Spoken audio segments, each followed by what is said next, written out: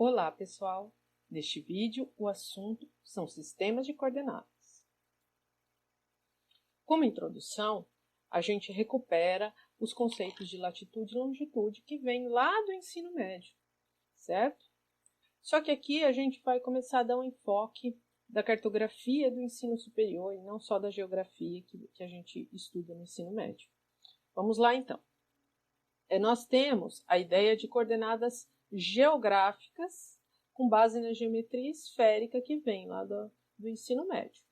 E nós, ao mesmo tempo, lá a gente já trazia a ideia de que a melhor superfície de representação da Terra, né, é uma esfera achatada nos polos.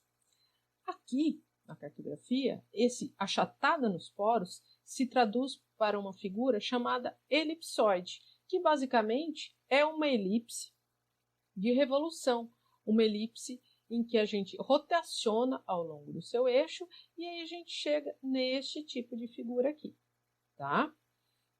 E essa vai ser a nossa geometria de referência.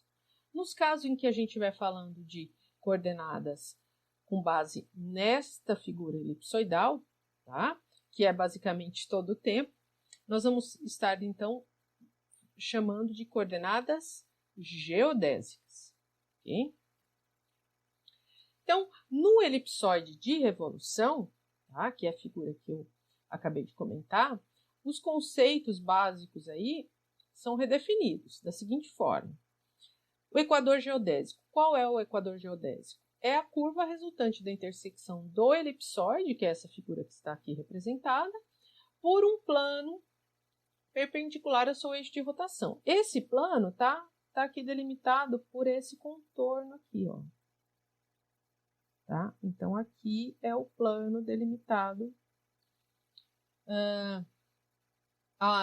que seria o plano perpendicular ao eixo de rotação. Tá? Então, o equador estaria aqui representado. Paralelos geodésicos, as demais curvas paralelas ao equador. Então, seriam as demais linhas aqui, ó.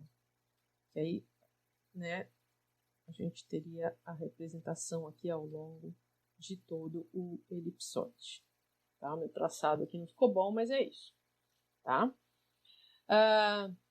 Latitude geodésica. Nesse caso aqui, vou até apagar um pouco das linhas que eu fiz. Tá? A latitude geodésica. A latitude geodésica, tá? É o ângulo φ, tá? Este ângulo aqui, tá? Entre a normal, então a normal é esta linha, e é esse o ponto que eu estou definindo a latitude nesse esqueminha aqui, tá? Então, essa é a normal, tá? E o ângulo entre essa normal e o equador, tá? É aqui situado, representado com a letra grega φ, certo? No slide seguinte, a gente tem a definição de meridianos geodésicos, né, que são as elipses que passam pelos polos geodésicos, tá? Então, as elipses definidas aqui na vertical. Vou apagar aqui, ficou ruim, tá? Então, as elipses aqui que passam do polo norte até o polo sul, tá? Que se conectam, são os meridianos. E, por fim, a latitude geodésica está definida aqui com a letra lambda, definida nesse ângulo, tá? Que é o ângulo entre a normal, novamente aqui representada por essa linha vermelha, tá? Que eu estou passando em verde por cima, tá? Então, entre a normal e o meridiano de origem, que aqui o meridiano de origem está representado por essa parte aqui, ó. Tá? O meridiano de origem é o Greenwich, tá? Meridiano do 0 graus. Então, essa é a latitude geodésica. Então, a gente usa muitas letras gregas, φ para latitude geodésica e lambda para longitude geodésica. Tá bom? Então, a gente vê o quê? Que o equador geodésico é um ângulo definido na vertical e a latitude geodésica é um ângulo definido na horizontal. Aqui, novamente, a figura, né, destacando separadamente meridianos e paralelos. Então, meridianos são as linhas verticais, o 0 graus meridiano de Greenwich, e aí a gente tem longitude a oeste de Greenwich, que seriam as longitudes que a gente usa a letra W, que vem do inglês west, ou o valor de negativo. Então, as longitudes negativas são as longitudes a oeste de Greenwich. Lembrando que Greenwich passa aqui pelo Observatório de Londres, tá? Na Inglaterra. Então, o nosso caso aqui, o Brasil está todo a oeste de Greenwich, ou no lado ocidental aqui, tá? E paralelos, então, as linhas aqui que estão representadas na horizontal, tá? E as latitudes norte acima do Equador, ou positivas, e sul ou abaixo do Equador, negativas. Então, aqui novamente, só para fechar, né? Latitude, então, é um ângulo que é definido na vertical, em relação ao Equador, e longitude é um ângulo definido na horizontal, em relação ao meridiano de Greenwich, que nessa figura aqui está como Prime Meridian. Bom, e aí a gente tem a representação numérica das coordenadas de longitude e latitude, tá? Aqui a gente vai ver muitas vezes representações em formatos diferentes, ora em graus decimais, ora em graus minutos segundos, tá? Graus decimais muitas vezes a gente encontra como GD e graus minutos segundos como GMS. Então, graus decimais é fração de grau, como está aqui, ó, por exemplo, um valor de latitude de menos 22 graus, 3217 ao sul do Equador. Ou ainda, graus minutos segundos, aqui uma longitude de menos 51 graus, né, o símbolo de graus aqui, minutos, uma apóstrofe simples, e segundos, 23,56 segundos, apóstrofe duplas, ou aspas duplas, melhor dizendo, tá? Normalmente, quando a gente fala de GMS, a gente só coloca casas decimais para a parte de segundos, tá? Os demais valores, se eu estou representando GMS, os demais valores de graus e minutos são inteiros, tá? E aqui, para recordar também, caso já tenham visto, ou então como uma informação nova, a gente tem que 1 grau são 60 minutos, tá? 1 minuto, 60 segundos, e, portanto, 1 grau tem 3.600 segundos. Então, é a mesma relação de hora que a gente está acostumado, né? 1 hora, 60 minutos, 1 grau, 60 minutos. 1 minuto, 60 segundos, 1 hora, 3.600 segundos, e aqui no nosso caso, 1 grau, 3.600 segundos. Tá joia? Então, vamos lá. Esses conceitos aí vocês têm que ter sempre frescos na cabeça. Agora aqui, representações em graus, tá? É muito comum que a gente primeiro represente a latitude. Se eu quero representar, por exemplo, as coordenadas definidas para o centro de Londrina, né? Para o município, para a sede do município. Por exemplo, né? A gente coloca normalmente primeiro, não que essas sejam as coordenadas da sede de Londrina, tá? Mas aqui só para representar que normalmente a gente coloca primeiro a latitude e depois a longitude. Nesse caso aqui, observe que foi utilizado apenas o sufixo S para representar que é latitude, né, ao sul do Equador, e o W para representar que é longitude a oeste. Não foi utilizado o sinal de negativo aqui, embora ambos sejam valores negativos em função da área em que se encontram, tá? Então, em alguns casos pode aparecer, em alguns casos não. Tá? E aí a questão do uso, né? Às vezes a gente vai fazer contas com essas coordenadas, como é que a gente trabalha isso em termos matemáticos? Tá? Toda vez que a gente vai fazer conversões, por exemplo, de graus decimais para graus, minutos, segundos, tá? A gente precisa lembrar daquelas relações que eu já falei, né? Se eu for converter, por exemplo, 1 grau para valores de 1 grau decimal para valor de GMS, tá? Eu tenho que lembrar das relações, que 1 grau possui 60 minutos, né? E, portanto, se eu estiver fazendo o inverso, né? Se eu estiver passando de valores de minutos para graus, eu tenho que dividir por 60, tá? E, no caso de segundos, a divisão é por 3.600. Então, aqui um exemplinho numérico matemático, tá? Eu estou com um valor aqui em GMS, né, ó, tanto para latitude quanto para longitude. Tá? Como é que eu faria a transformação aqui se eu fosse fazer manualmente? Né? Tem como fazer isso na calculadora, já vamos mostrar como, mas é sempre importante, pelo menos uma vez, fazer o cálculo na mão para a gente entender a relação aí. E também porque você não pode ficar só saber fazer conta se tiver calculadora na mão, né? Dinheiro também tem que saber fazer conta na mão, de vez em quando, pelo menos. Então lá, quero passar esse valor aqui de GMS para graus decimais. O que eu tenho que fazer? Ok, 31 graus vai ficar igual, né? Vai ser, então, 31, alguma coisa. Como é que eu descubro o que é esse alguma coisa aqui? Eu tenho 35 minutos e tenho 15 segundos. Minutos para passar para graus, eu tenho que dividir por 60, certo? Então, eu tenho que fazer essa conta aqui, que é o 35 minutos. Para eu passar para graus, eu vou dividir por 60. E o valor de segundos para passar para graus, eu tenho que dividir por 3.600. Então, basicamente, é isso aqui, ó. Essa é a conta que eu tenho que fazer para pegar essa parte de minutos e segundos e passar para décimo de grau, tá? Vou fazer aqui na calculadora. Então, lá, 35 dividido por 60 vai dar 0,58 uma dízima de 3. Vou colocar 4 casas decimais aqui apenas, tá? E eu vou somar com a outra parte, tá? A outra parte é 15 dividido por 3.600. E a conta final aqui já, incluindo a divisão, tá? A conta final aqui eu já fiz direto, depois eu faço separado aqui. É 0,5875 graus.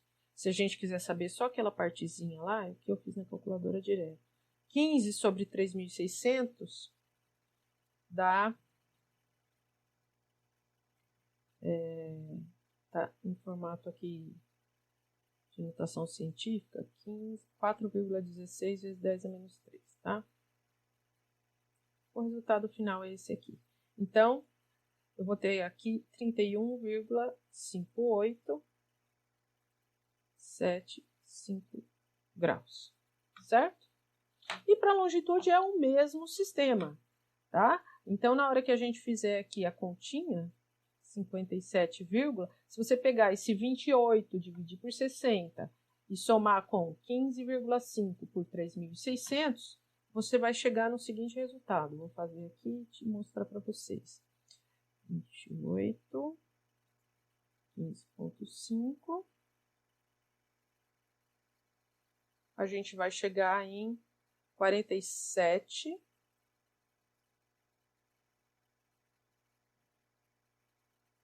0,9. Tem mais casas decimais, eu vou até a quarta casa, tá? Um detalhe aqui, quando a gente estiver falando de graus decimais, é importante colocar pelo menos 4 casas decimais após a vírgula, tá? Porque senão a gente perde muito em termos de precisão, ok? Então, adiante. Outros sistemas de coordenadas, né? Então, falei de latitude e longitude como coordenadas geodésicas, mas nós temos também coordenadas locais, tá? Coordenadas cartesianas e coordenadas planimétricas ou de projeção. Vamos dar uma olhadinha nisso aí. Topográficas ou locais, normalmente são utilizadas, né, no caso da topografia, para áreas muito pequenas, tá? Para um levantamento de uma área bem restrita. E nesse caso, a gente está desconsiderando a curvatura da Terra. A gente considera um plano, tá? Aquela regiãozinha que a gente está trabalhando. E, normalmente, a gente vai, né, definir ali uma origem arbitrária que está associada a uma coordenada geodésica, tá? Mas, normalmente, é apenas uma origem arbitrária que a gente define e ali a gente vai fazer o levantamento topográfico, como vocês já aprenderam lá em topografia, não é? Depois a gente tem as coordenadas cartesianas, tá? Então, a gente define uma tríade aqui de eixos, x, y, z, né? Os eixos que vocês já estão acostumados, né? Os eixos cartesianos que vocês estão acostumados a trabalhar na matemática, tá? Aqui a gente está representando um meridiano internacional de referência e um polo também internacional de referência. Mas a gente trabalha muito com essas coordenadas cartesianas em trabalhos da área de geodésia, tá, pessoal? Geodésia é uma área que estuda forma e representação da Terra, bem como suas dimensões, tá? E aí, muitos desses cálculos são feitos em coordenadas cartesianas, não em latitude e longitude, tá? Então, o pessoal da geodésia, que trabalha muito com os cálculos detalhados de sistemas de posicionamento, como GPS e GNSS também, tá? Que a gente vai ver lá no final da disciplina, aqui, são feitos com coordenadas cartesianas x, y, z. Tá? E a gente tem ainda as coordenadas de projeção planimétricas. Então, eu coloquei aqui um pedacinho de uma carta, tá? Mais para frente a gente vai trabalhar mais com cartas. Mas nesse pedacinho de carta aqui, o que eu quero destacar para vocês? Ó? Observa aqui no canto que eu tenho um valor aqui, ó, pequenininho, 52 graus e 15 minutos. Isso é um valor de longitude aqui desse canto da carta, tá? E eu tenho aqui, ó, menos 23 graus e 15 minutos, que é o valor de latitude, né, que a gente representa na vertical, desse canto da carta. E o que são esses outros números todos que aparecem aqui? Né? Vou utilizar para alguma coisa? Serve para alguma coisa? O que é isso? Isso são coordenadas de projeção cartográfica, que a gente vai ver mais para frente na disciplina.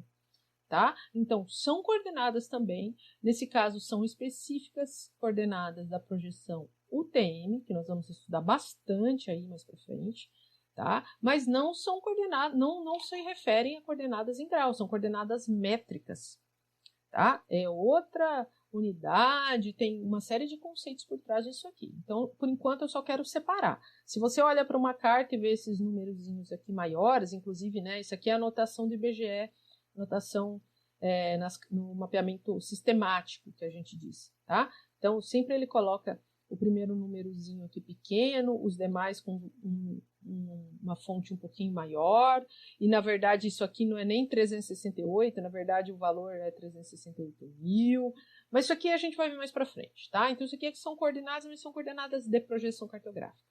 A informação que a gente tem aqui, ó, é da longitude do canto e da latitude do canto, tá?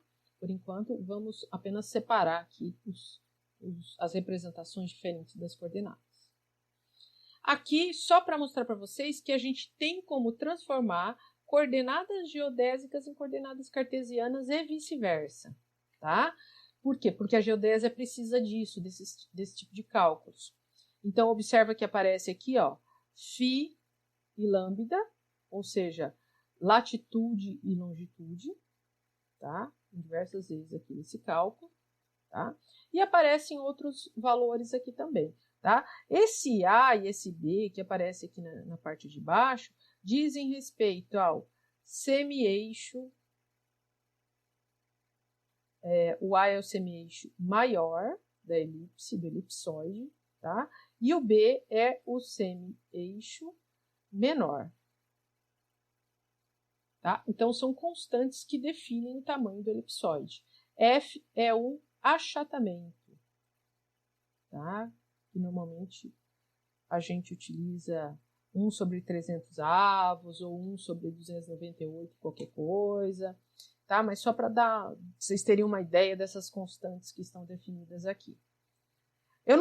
A gente não vai parar para fazer esses cálculos, né? Isso fica por conta dos geodesistas, tá? Mas aqui eu só estou mostrando para vocês que existem, esses conceitos existem, porque se você pode ver em algum material, né? Então, pelo menos para que vocês saiba dar nome aos bois. Na prática, o engenheiro ambiental vai trabalhar ou com coordenadas geodésicas, latitude e longitude, ou coordenadas de projeção, como eu mostrei no slide anterior, que é o que aparece na carta, tá? E muitas das vezes essas coordenadas serão coordenadas da projeção UTM, tá? Que a gente, como eu disse, vai ver mais para frente na disciplina. Então, nós vamos trabalhar a fundo com as coordenadas que o engenheiro ambiental precisa saber utilizar, ok? Então, esse formulário aqui é mais para esclarecer para vocês que coordenadas geodésicas podem ser transformadas para cartesianas e vice-versa. Aqui algumas tabelas de dimensões básicas da Terra, né? Eu deixo essa tabela aqui, ó, a questão do achatamento, né? Às vezes ele aparece como 297 avos, 300 avos, tá? Por quê? Porque se a gente pegar a diferença de raio, por exemplo, do Equador em relação aos polos, ou a própria circunferência, vocês vão ver que a diferença não é muito grande, tá? Por isso que o achatamento é tão pequeno assim. Mas o que é importante saber dessa tabela? O que a gente precisa saber na disciplina e muitas vezes a gente vai usar isso? Essa relação aqui, que a gente pode aproximar o valor de 1 grau ou de longitude ou de latitude, isso é um valor aproximado, tá? Para 111 quilômetros. Ou até, se a gente quiser um pouquinho mais de precisão, 111,111 quilômetros. Tá? Então, isso aqui é importante que a gente tenha em mente, que vocês gravem esse número. Tem pouca coisa que tem que decorar, eu não gosto de decorar, mas esse 1 grau 111 quilômetros é importante, a gente vai precisar várias vezes. Para a gente ter uma noção de distância, de dimensão, tá? A engenharia, né, é muito de dimensionar a área, por exemplo. Né? Então, às vezes você tem coordenadas ali de latilong de uma área, que define os cantos de uma área, você quer ter uma ideia, nossa, que tamanho mais ou menos é isso? É pequeno, é grande, é um município, é um estado, é um bairro, tá? Então, esse 1 grau, igual, aproximadamente 111 quilômetros aqui, vai te dar essa noção, tá? A gente vai usar mais isso aí na hora que eu estiver resolvendo exercícios com vocês e vocês também resolvendo exercícios sozinhos. Aqui eu coloquei um documento, parte de um documento que é chamado de Relatório de Estação Geodésica, é um documento oficial aqui do IBGE, tá? Por que eu coloquei isso? Eu vou voltar também a falar disso ao longo da disciplina, mas aqui o que acontece? Existem pontos na superfície do território brasileiro que são definidos oficialmente, tá? Como marcos geodésicos e suas coordenadas são oficiais. Então, por exemplo, aqui a gente tem, ó, latitude e longitude oficiais de um determinado marco geodésico, tá? Então, esse marco, ele é um marco físico mesmo, é um monumento pequeno de concreto que normalmente existe em alguns pontos do território brasileiro, e nesse monumento foram feitos cálculos oficiais com uma precisão muito alta, tá? Observa que esse sigma aqui, ó, é o desvio padrão do cálculo. Então, observa que em metros, isso aqui dá aqui, uma precisão de 1 centímetro para a latitude e 3 centímetros para a longitude. Uma precisão bastante alta, tá? Então, isso aqui seria uma coordenada oficial de um ponto, tá? Então, a gente tem esse tipo de informação para alguns pontos do território brasileiro, e vocês vão ver mais para frente para que serve isso aí. Tá? E ao mesmo tempo aparece aqui as coordenadas do TM. Lembra que eu falei para vocês da projeção TM? Ó? Aparecem a coordenada latilong e também as coordenadas do TM desse ponto, oficiais. Tá? Só para vocês saberem que existem pontos que a gente chama de pontos de coordenadas conhecidas. E para fechar essa aula, eu vou falar um pouquinho rapidamente de atualização de coordenadas, tá? O pessoal que trabalha com geodésia usa muito isso aqui. Por quê? As coordenadas não são fixas, tá? Elas mudam ao longo do tempo. E essa variação temporal tem a ver com uma série de questões, né? A própria geodinâmica da Terra, influência de outros astros aí, entra um pouquinho de astronomia nesses cálculos, tá? Então, na Terra tem a questão de movimento de placas litosféricas, tá? Outras deformações, também questões de anomalias magnéticas, falhas na crosta, terremotos, tudo isso aí influencia, né, na atualização de coordenadas, tá? Então, quando a gente faz levantamentos de alta precisão, né, que tem uma precisão ali de centímetros ou milímetros, e você tem uma coordenada que foi coletada há muitos anos atrás, né, 10, 20, 30 anos atrás, é importante fazer essa atualização de coordenadas aí, tá?